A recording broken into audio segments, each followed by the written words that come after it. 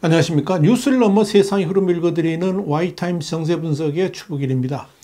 시진핑 3년임 쇼크가 연일 중국을 뒤흔들고 있습니다. 특히 이 중국 지도부가 시진핑 최측근들로 채워지면서 이 글로벌 금융시장과 대만 같은 이런 중화권 증시까지 흔들리고 있습니다. 또한 중국 내 부유층들의 이른바 차이나론, 그러니까 중국 회피라고 그러죠.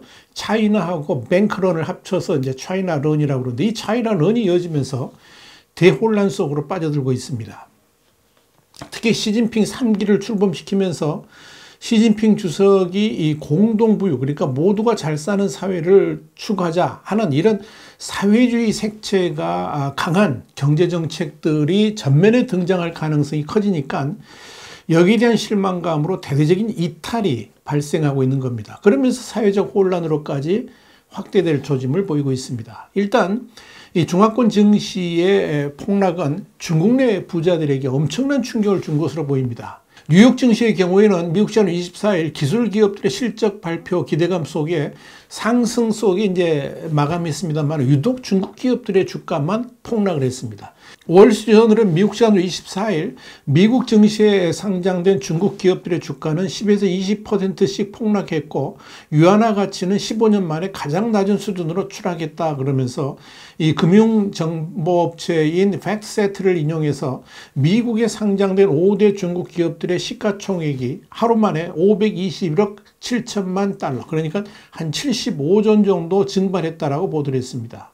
중국 위안화도 25일 상하이 외환시장에서 달러당 7.3084 위안에 거래돼 가지고 2007년 12월 이후 위안화 가치가 최저를 기록했습니다. 블룸버그에 따르면 이날 홍콩 여객 시장에서는 위안화 가치가 더 떨어져서 달러당 7.3621 위안을 기록했습니다. 이렇게 중화권 증시가 급락하니까 중국 억만장자들의 재산은 일순간에 한 350억 달, 한 50조 2천억 원 정도가 감소했습니다.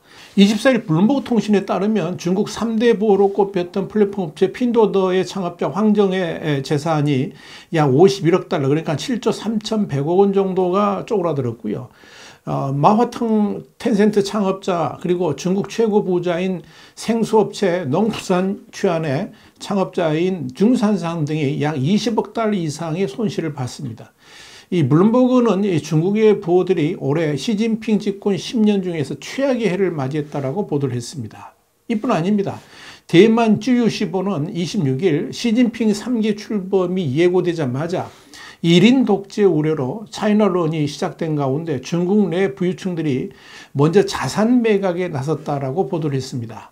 쯔유시보는 상하이의 고급 주택인 화샨사두 위안이 지난달에 6천만 위안, 그러니까 117억 원 정도에 팔렸지만 24일부터 3,599만 위안, 그러니까 한 70억 원의 매물이 나오고 있다라고 보도를 했습니다. 그러면서 하룻밤 만에 가격이 40% 이상 떨어졌다라고 전했습니다. 쯔유시보는 이 상하이 부유층들이 모여 살고 있는 다른 지역의 고급 주택도 지난달 5,500만 위안, 그러니까 107억 원에 팔리던 것들이 3천만 위안, 그러니까 58억 원까지 떨어졌다라고 보도를 했습니다. 쯔유시보는 이어서 중국 경제에 대한 이 불확실성이 높아지고 부유층에 대한 제재가 더 커질 것이라는 우려가 확산되고 있다 그러면서 이 부유층들이 집을 팔아서 현금을 마련하려고 하면서 집값이 떨어지는 것이다, 이렇게 분석을 했습니다. 친시장 성향의 리커창 총리가 퇴진하고 민간 영역 통제를 강화해왔던 시 주석이 1인 지배의 권력을 독점하면서 공포가 커진 것으로 쯔유시보는 분석을 했습니다. 또한 쯔유시보는 시 주석의 신복 리창 상하이 당 서기가 총리 내정되자 상하이에 대한 통제가 강화될 수 있다는 우려가 많다 그러면서 리창은 4월 경제 상황에 대한 고려 없이 코로나19 확산 방지를 명분으로 2달 이상 상하이를 봉쇄했다라고 지적했습니다. 이렇게 경제를 잘 모르는 리창이 총리직을 맡게 되고 또 최고 지도부가 반시장적 성향이 강하다 보니까 당연히 여기에 대한 우려로 중국 내 부자들, 특히 리창 상하이 당서기를 잘하는 이 상하이의 부자들이 먼저 움직이고 있다 하는 이야기입니다. 지읒신문은 상하이 부동산 관계자 말을 인용해서 상하이에 거주하는 대만 출신 사업가들이 호텔이나 레스토랑 등을 서둘러 매물로 내놓고 있다 그러면서 시 주석의 강경 정책으로 중국과 대만 갈등이 커지면 가장 먼저 피해를 볼 수 있다는 그런 걱정 때문이다. 이렇게 덧붙였습니다. 지읒신문은 이 같은 현상이 상하이 주변의 장수성 그리고 저장성 등으로 확산하고 있다 그러면서 중국 내 부유층들의 탈중국 현상이 앞으로 상당 기간 이어질 것으로 내다봤습니다. 한편 영국의 파이낸셜 타임스도 25일자에서 중국 경제의 미래가 너무나도 불투명할 것이라는 예상 때문에 중국 부유층들의 탈중국 움직임이 가속화되고 있다고 보도를 했습니다.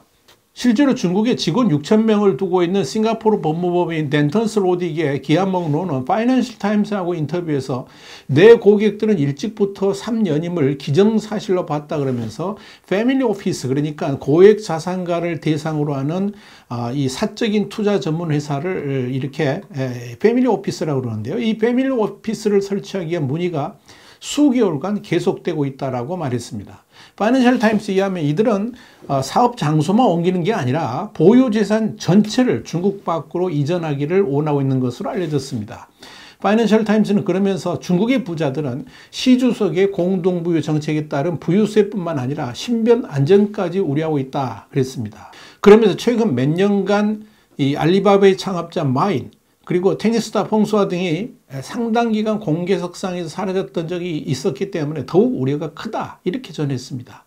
여기다가 중국 부자들은 그동안에 가장 선호하던 이주 지역인 홍콩이 더 이상 매력적인 선택지가 아니기 때문에 싱가포르 같은 다른 국가를 물색하고 있다고 파이낸셜 타임스는 밝혔습니다. 자, 중요한 것은 이 중국인들뿐만 아니라 세계 기관 투자자들의 중국 기피 심리도 뚜렷해지고 있다는 점입니다.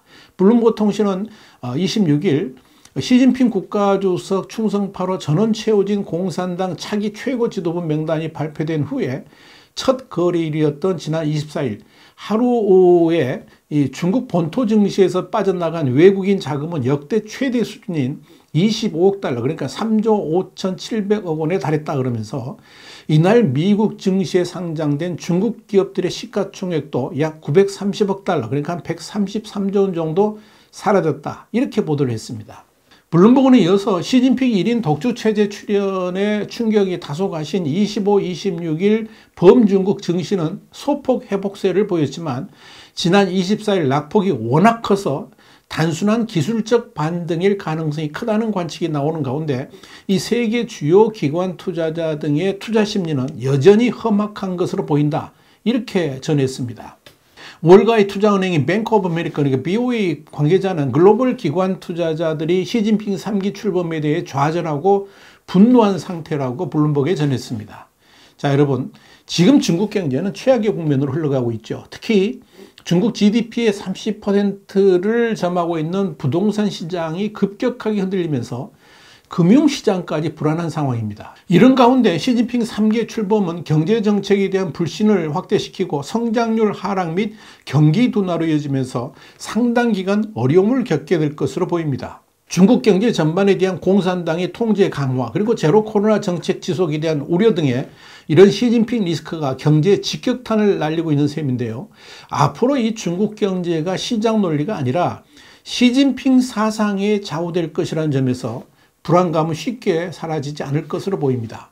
이렇게 시진핑 3기 출범 리스크의 여파가 폭풍화돼 가지고 중국 시장을 강타하고 있는 가운데 이 시진핑 주석이 미국과의 정면 충돌과 함께 대만을 향한 군사적 대응 의지까지 밝히면서 미중 충돌은 더욱 심화될 수밖에 없다는 점도 중국 경제가 고전할 수밖에 없는 그런 진단을 하게 만듭니다.